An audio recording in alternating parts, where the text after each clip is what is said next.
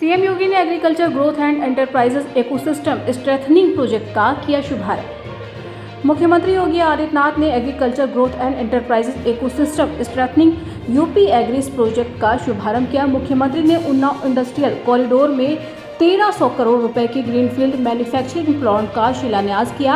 आपको बता दें, मत्स्य पालन क्षेत्र को आधुनिक उन्नति बनाने के लिए उत्तर प्रदेश सरकार और यूएई की कंपनी एक्वाब्रिज के बीच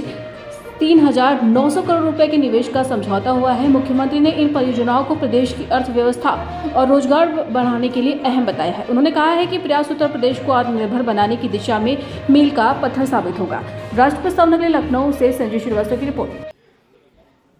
प्रोजेक्ट के शुभारंभ उत्तर प्रदेश के उन्नाव जनपद में केनपेक इंडिया की मैन्युफैक्चरिंग इकाई के आज वर्चुअली शिलान्यास के इस कार्यक्रम में मंच पर उपस्थित मंत्रिमंडल के मेरे सहयोगी चैनिल राजभर जी, श्री संजय निषाद जी, श्री दिनेश प्रताप सिंह जी, श्री जसवंत सैनी जी,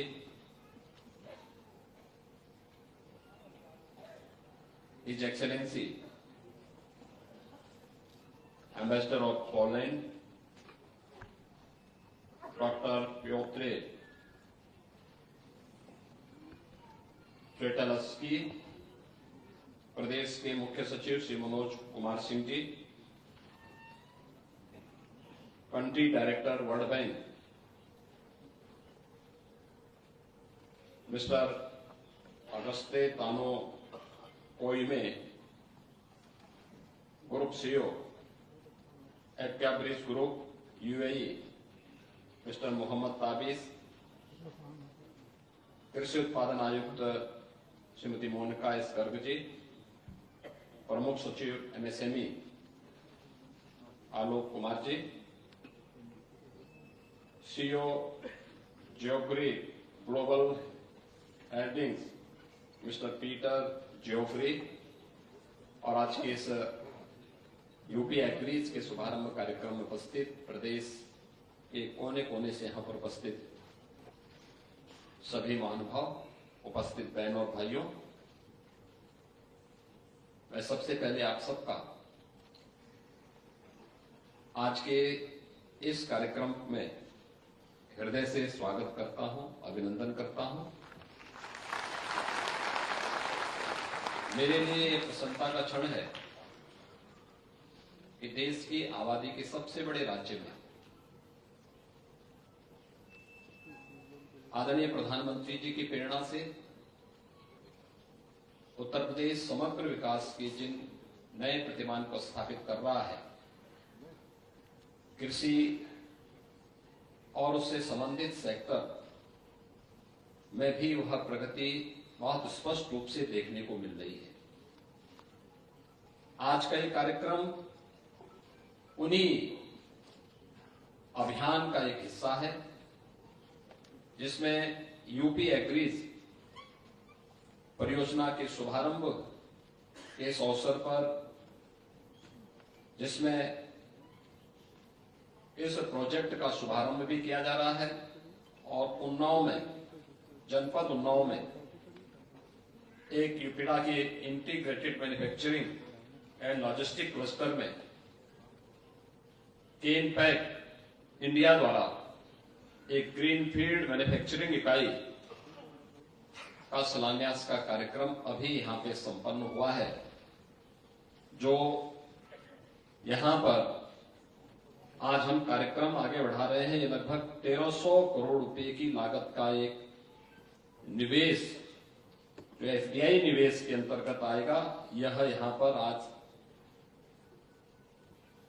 शिलान्यास का कार्यक्रम संपन्न हो रहा है। इसके अलावा यहां पर अन्य तमाम घोषणाएं भी हुई हैं, जिसमें उत्तर प्रदेश में अभी चेयरमैन एक्वाब्रिज द्वारा फिशरीज के फील्ड में जो संभावनाएं उत्तर प्रदेश के अंदर मौजूद हैं, इसमें 4,000 करोड़ रुपए के निवेश की घोषणा हुई है। और उत्तर प्रदेश के अंदर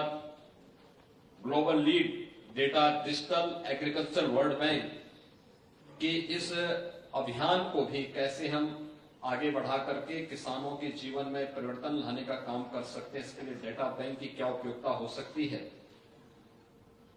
इस बारे में अभी यहां पर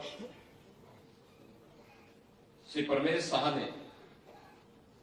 हम सबके सामने उस विजन को भी रखा है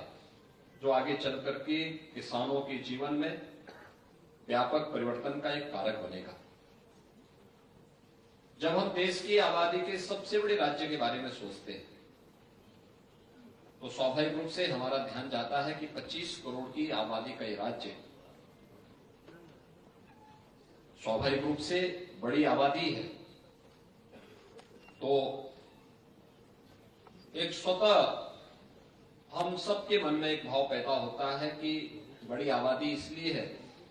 क्योंकि उस प्रकार का वातावरण और उस प्रकार की भूमि यहां पर पहले से